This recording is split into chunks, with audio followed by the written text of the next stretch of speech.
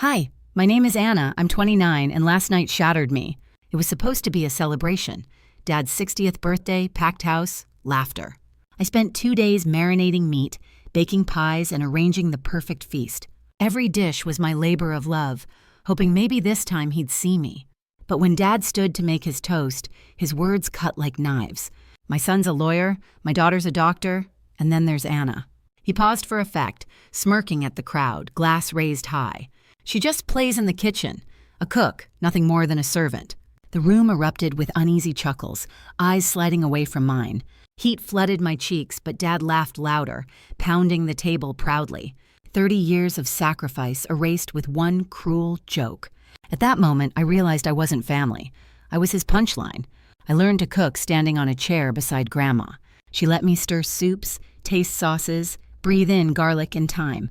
"Food is love," she whispered, tapping my nose with flour. In that warm kitchen, I felt seen, useful, and safe. Dad never stepped in except to complain about lingering smells.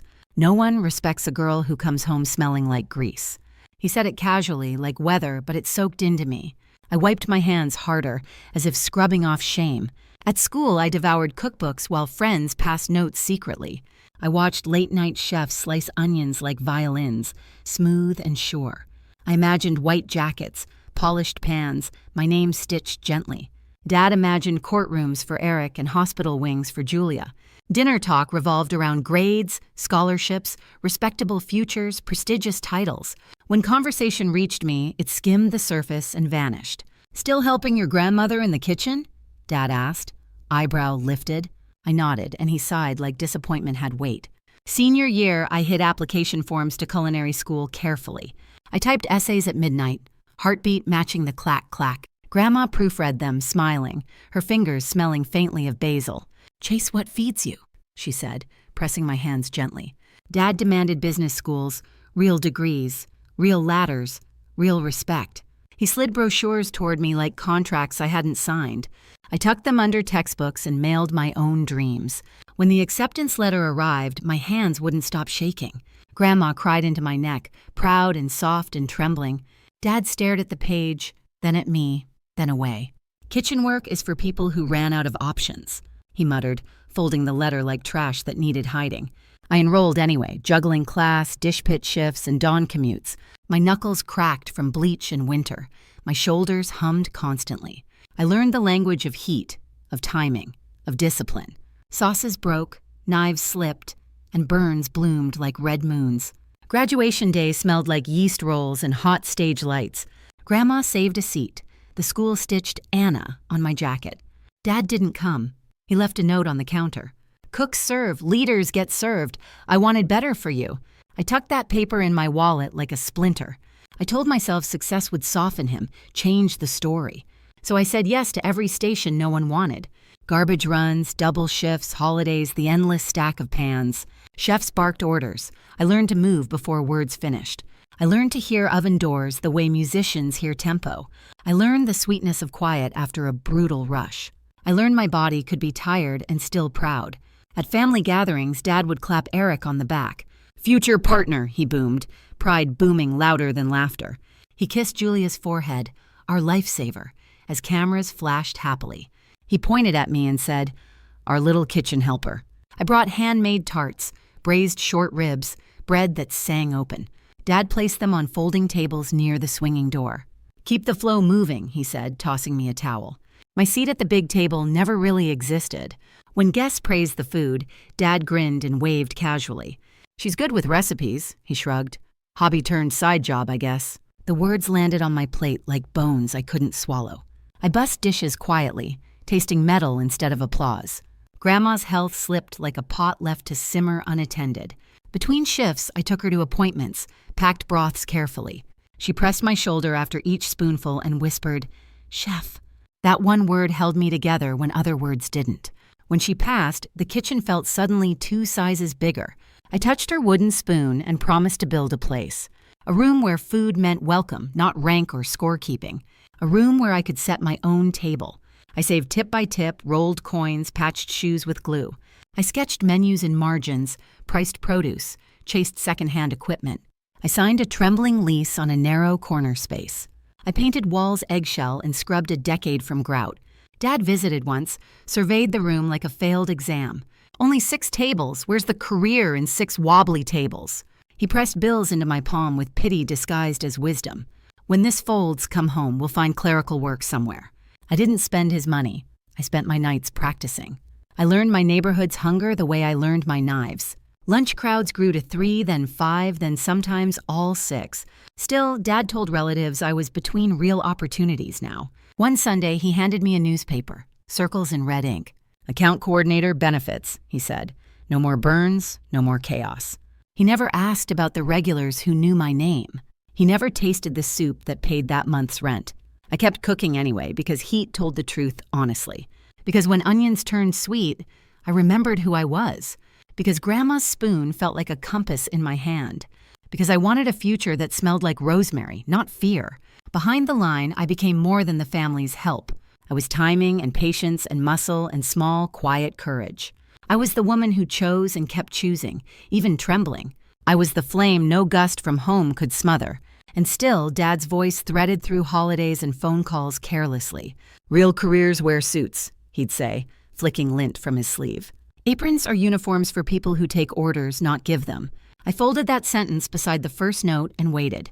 Waited for a moment proof could speak louder than old contempt. Waited for a door I could walk through without shrinking. Waited for a stage where food was more than family chores. Waited for the day my name meant chef, not servant. Gas, he said. Call me when you're ready to quit. His colleagues murmured approval.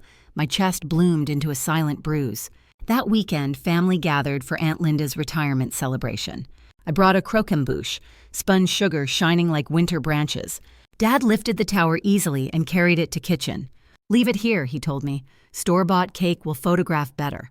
At the table, he squeezed my shoulder like pressing a doorbell. Help the ladies serve coffee, Anna. You're quick with trays. Cousins clapped for Eric's promotion and Julia's new research grant. When someone asked about me, Dad smiled.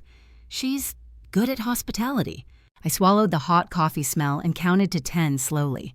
Under the table, my knuckles pushed moons into the linen quietly. Grandma's spoon felt heavy in my pocket like a small oath.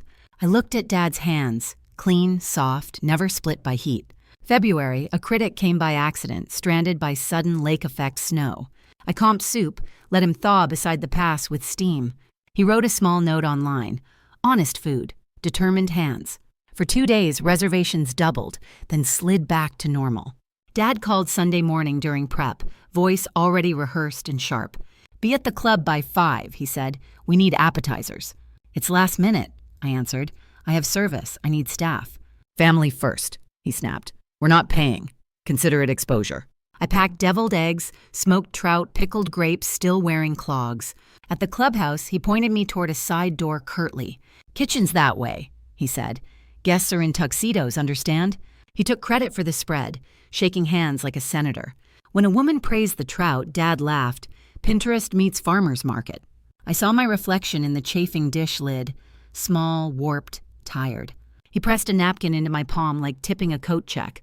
Clean the spill, he whispered. Don't embarrass our family tonight. Driving home with empty trays, I screamed into the windshield briefly. The sound fogged the glass and startled me back into quiet. I parked, climbed the stairs, sat on the floor slowly. I could smell lemon zest on my sleeves like stubborn hope.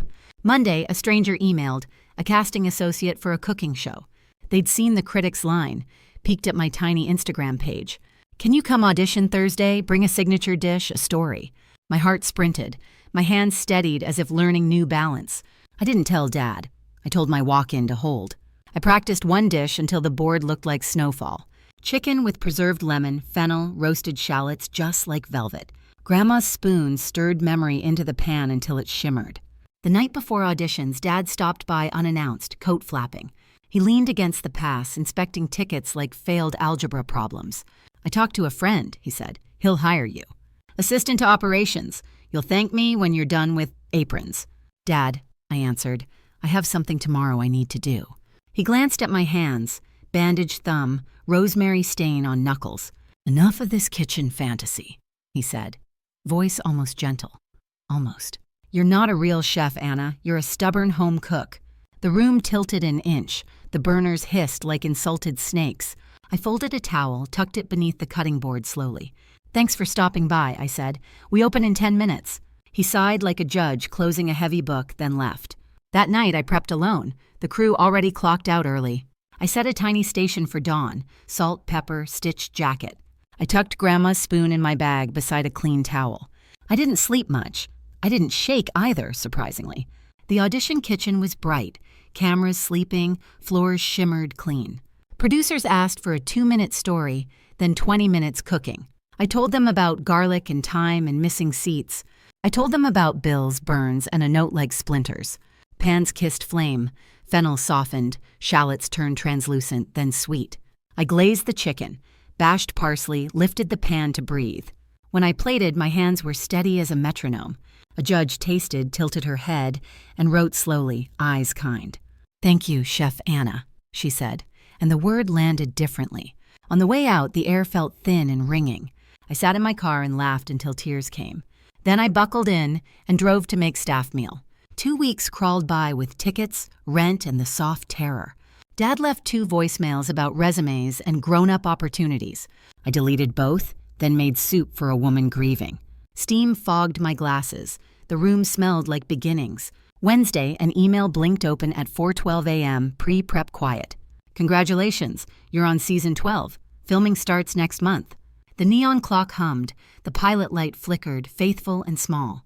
I pressed Grandma's spoon to my chest and whispered, "Watch me." I didn't call Dad. I salted the stock and kept moving. I laminated a sign for the door. Closed early for private event. I stacked plates like promises and wiped each rim gently. The sun slid up, the cutting board glowed like a stage. I pictured his face when my name rolled across television screens. I pictured the room falling silent around his favorite opinions. I pictured lifting a glass and finally toasting myself confidently.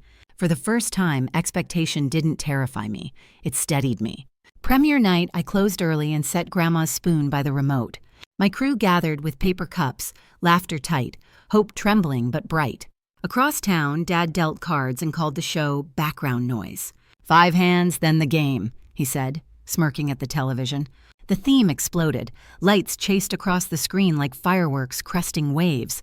"Welcome to season 12 of Kitchen Wars," the host sang, smiling hard. Names flashed, knives flashed, stainless like cathedrals under relentless studio suns.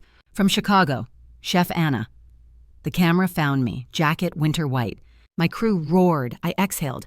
My hands finally remembered being steady. Across town, a card slipped from Dad's fingers and hit carpet. "That can't be her," he muttered, stabbing the volume with his thumb. But my name burned bright. No room left for family revisions. On screen, I told what kitchens had taught me to speak. "Food is love," I said. "My grandmother taught me to listen. To heat, to hunger, to people needing gentleness more than salt.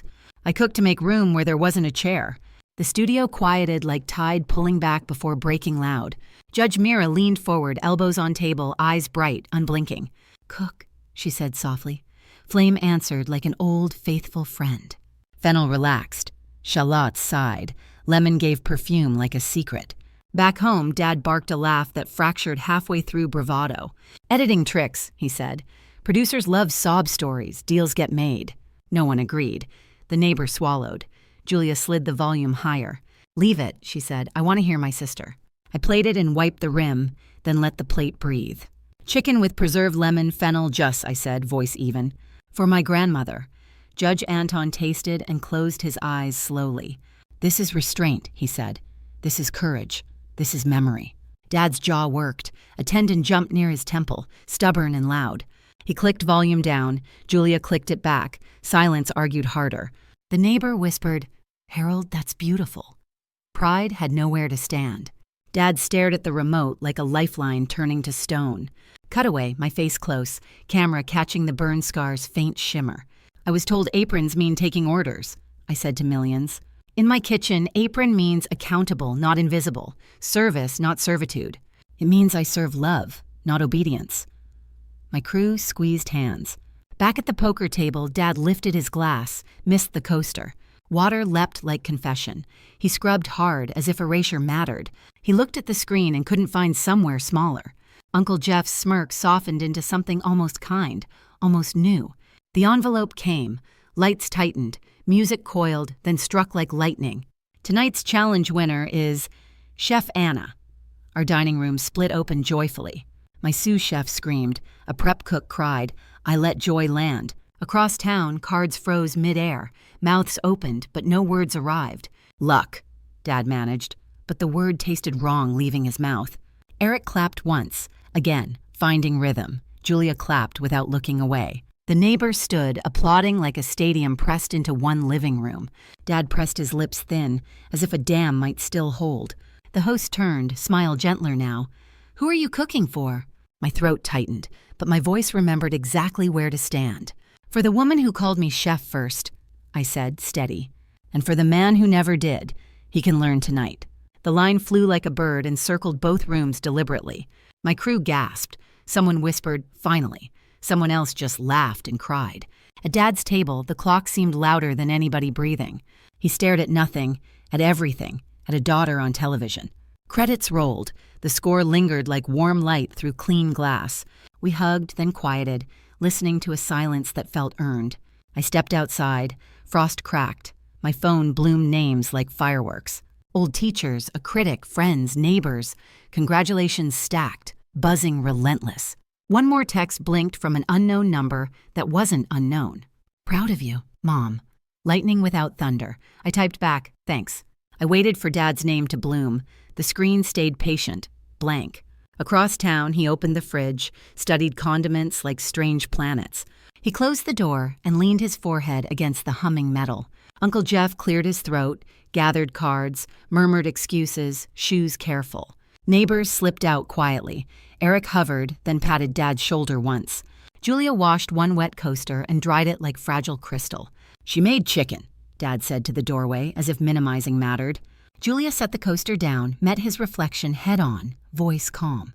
She made a life, she said, and the world tasted it. No one answered. The sentence settled like a verdict without bail. I locked up, walked the line, touched each burner like old friends. I slid Grandma's spoon into the drawer, felt a hinge align. On the sidewalk, the city hummed like a stove turning on. The path didn't widen. I widened. Fear finally loosened its teeth. I whispered into the dark, testing a name that finally fit. Chef Anna. The air held it steady, and so did I. Tomorrow would bring knives, tickets, the 1,000 ordinary choices of heat. Tonight had brought the pivot from his punchline to my premise. Somewhere, a father met a different silence, the kind that teaches listening. I tucked my hands into my jacket and walked home warm. The night stayed cold.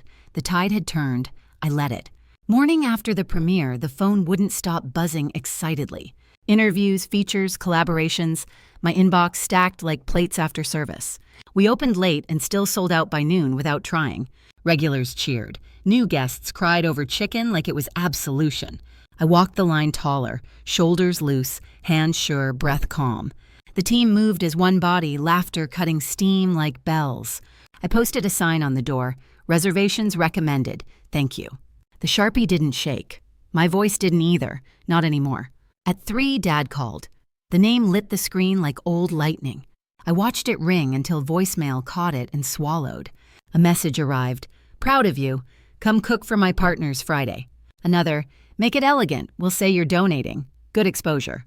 I read the words twice, then a third time, then smiled. I typed 6 steady words that felt like steel and sunlight.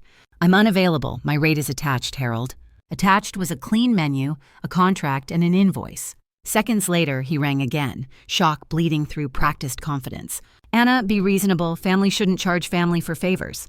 Work isn't a favor, I said. It's how I live. Silence stretched, then cracked. You've changed, he said, almost accusingly. I leaned against the reach-in and felt the cold bless me. No, I answered. I finally learned how to price myself. He exhaled hard. The old huff of impatience found no purchase. I'll think about it, he muttered, then hung up quickly. By 5, a blogger posted, Chef Anna's line cooks like dancers. At 6, a florist dropped peonies with a note from strangers. At last, someone cooks for the heart and not the camera. I laughed, then cried, then plated fennel like laying down truth. The second episode aired. I didn't win, but I cooked bravely. Reservations doubled again. We added a server and more prep. I wrote schedules with margins for breath, not just survival anymore. We fed a choir after rehearsal. The tenors sang at dessert. Wednesday night, Dad walked in without a reservation, chin set. He scanned the room like an investor touring a reluctant startup. 2, he told the host, nodding toward the fullest section. We're honored, she said. Waitlist is 90 minutes, bar is open. His brows climbed. You know I'm her father. She smiled, untroubled. So is the couple at table 9, she said softly. Figuratively. He looked toward the pass, expecting me to wave him through. I waved back like any chef, busy, grateful, boundaried, continuing. He took the bar, stiff at first, then slowly smaller. He ordered the chicken, because pride can be stubborn and hungry. I sent 2 plates like I always send 2 plates. The way I was taught. Hot, consistent, with a quiet heart. He ate without looking up. I cooked without looking over. When the check came, he waited, expecting the numbers to disappear. They didn't. The host placed his bill gently on the wood. He stared, then pulled out his card with a careful hand. He left no note, only the signed slip and a napkin. On it, 3 words, cramped and unsure. Good dish, Dad. I folded the napkin, placed it beside Grandma's spoon later. I didn't frame it. I didn't throw it away. Thursday, he called again, voice slower, less convinced of its authority. We'll pay, he said. For Friday. Full rate. Send the contract. I asked for details, constraints, access, and staff for plating. I asked like a chef, not a child begging permission. He agreed. We catered, clean and professional, no side doors. He introduced me as Chef Anna. No shrug, no little laugh. His friends shook my hand and said the food tasted like memory. I nodded, thanked them, and sent my invoice the next morning. After service, Julia texted, he's quieter, not smaller, just quieter. Eric wrote, he told someone you're good. He didn't choke saying it. Mom sent a photo of an empty chair at their table. Save for you if you want, she typed, then didn't press send. I answered each message with edges and warmth in equal measure. I wasn't returning to my old seat. I was bringing mine. In my kitchen, the team learned to say no with grace. We closed on Mondays and kept the promise to our bodies. A magazine cover came, my jacket gleamed, my burns didn't hide. The fire that feeds, the headline read, and I laughed aloud. Grandma would have cut it out and taped it to her fridge.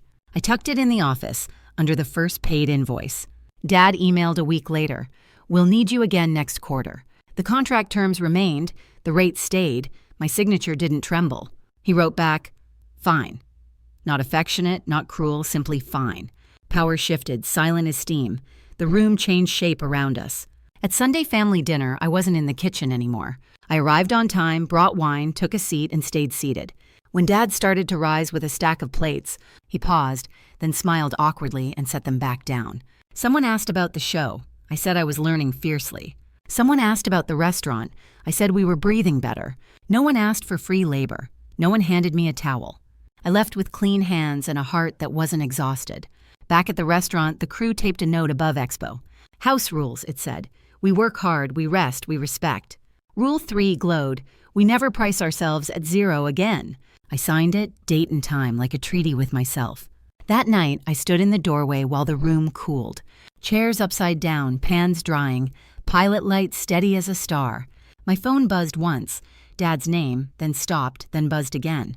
I let it go to voicemail and listened to the city. Control used to mean saying yes before anyone finished asking. Now control meant choosing, invoicing, resting, trusting the work to speak. The old hunger for approval had been replaced by another appetite. To feed people well and never starve myself in the process. I locked the door, felt the key turn like a promise. Tomorrow would bring tickets, critiques, maybe failure, maybe another ribbon. But tonight I owned my hours, my price, my name. The doormat had burned, the door finally swung on my hinges. Spring settled in and the line outside looked like forgiveness learning. Reservations booked months ahead. We staggered seatings, protected breath and margins. My crew moved like a choir that finally trusted its voices. I slept through dawn twice and didn't apologize to anyone. Press came and went. I smiled, cooked, then went back to dishes. Winning mattered, losing taught, and service remained the truest scoreboard. The pilot light kept its tiny promise, steady as a metronome. In the office, invoices stacked neatly, paid on time, no favors. Dad emailed brief sentences about contracts, not feelings, and that was fine. He used Chef Anna in subject lines. The subject line mattered. When he called, he asked, not assumed. When I declined, he accepted. Boundaries stopped sounding like rejection and started sounding like respect. One Saturday, he made a reservation like everyone else, 2 at counter. He arrived early, hands empty, eyes scanning but not commanding. The host smiled, "Welcome," and he waited without telling her who. When seated, he nodded toward the pass as if asking permission. I plated chicken, lemon bright, fennel soft, just like velvet memory. He watched my hands, not for mistakes, but for understanding. "I never asked how you learned to move like that," he said, voice low, almost careful, almost new to him. "Repetition," I answered. "Heat, timing, listening when the pan speaks." He lifted his fork, then lowered it, then tried again slowly. "I was wrong," he said, not loudly and not performatively. "I was cruel because I didn't understand what I refused." The room kept moving, orders fired, tickets fluttered like white birds. I didn't grandstand, I didn't humiliate him, I let him speak. "I can't take back the parties, the notes, the doormat jokes." He swallowed. "I can only change what I do next." Change isn't an apology card. It's muscle built by repeated choices. So I gave him the smallest choice with the biggest meaning. "Stay seated," I said. "Be a guest. We'll do the rest." He nodded, hands folding like someone learning a prayer again. Julia came the next week, Eric the week after, together later. They brought Mom, who tucked a letter under her napkin shyly. "Read it when you're ready," she whispered, eyes shining but steady. At the bottom, "Proud of you then. Proud of you now." I started a Sunday family table class, home cooks at 6 stations. Knife skills, pan heat, salt sense, humility in a hot kitchen. Dad signed up under a nickname, then showed up anyway, on time. He burned shallots, coughed smoke, laughed once, and asked, "Chef again?"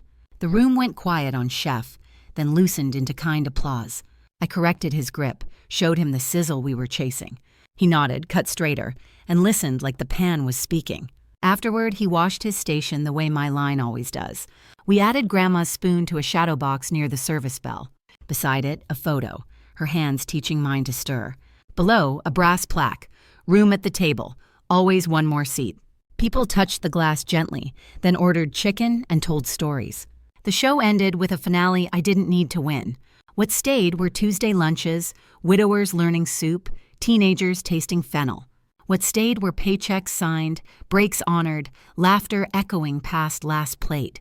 What stayed was me, calling myself chef without waiting for permission. Dad didn't become a saint. He became a student with decent attendance. Some nights he slipped. "Help us for free?" Then caught himself mid-sentence. "Send the contract," he'd correct, and my pen didn't tremble. Eric stopped asking for comps. Julia left real tips, not compliments. On a quiet afternoon, Dad brought a shoebox wrapped with butcher twine. "From the garage," he said. "I kept these for reasons unclear." Inside, Grandma's recipe cards, grease-stained, penciled with her tidy corrections, a note on top, "For Anna, who made room for me." I didn't cry in the moment. Service was 40 minutes away. I slid the cards into the office and breathed like new air. That night, we ran a special, Grandma's Sunday Sauce, revised by her student. On the ticket, I wrote one word for Expo, together. Later, Dad asked if he could bring his team again respectfully. He booked the mezzanine, paid the deposit, included staff meal in budget. He stood at the toast and didn't make me the punchline. He clinked his glass and said, "Chef Anna runs a serious house." I didn't need the sentence, but the crew deserved hearing it. They cheered softly, then went back to moving like a river. After dessert, Dad found me at the dish pit, gratefully unglamorous. "I want to keep learning," he said. "Tell me the list. Keep asking, don't assuming. Pay invoices. Use my name correctly. Tell people what I do when I'm not in the room. And if I say no, say understood, not, but it's family." He nodded, wrote it down, and taped it inside his wallet. We never pretended the old years didn't happen. We built after them. Some chairs stayed empty. Some doors stayed closed. Not everything heals. But the kitchen stayed warm, and the table kept widening slowly. I kept my price, my rest, my voice, my open seat. On the anniversary of the premiere, I closed early and dimmed lights. The crew gathered, paper cups again, but laughter now easy, unguarded. We watched the highlights on a laptop, not for proof, just gratitude. When the winner's envelope flashed, no one held their breath anymore. I lifted a glass. "For the woman who named me chef," I said, "and for the man who finally learned what it means." The room echoed softly, "Hear, hear," then clanked metal like bells. We ate staff meal hot together with the line completely off. After cleanup, I walked the line alone, pilot light whispering steady. I touched the shadow box, spoon, photo, plaque, and locked the door gently. Outside, the city breathed. Inside, a small world I built breathed back. Needed or not, valued or not, I knew what I was. Aprons here don't mean obedience. They mean accountability and choice. Service here doesn't erase anyone. It feeds without taking away. Family here asks, listens, pays, thanks, and leaves the kitchen clean. And the chair at the end? It's still waiting, just not for permission. If this story touched your heart, please give it a like and share it with someone who needs to hear this today. Don't forget to subscribe for more true family betrayal stories that remind us we are stronger than we think.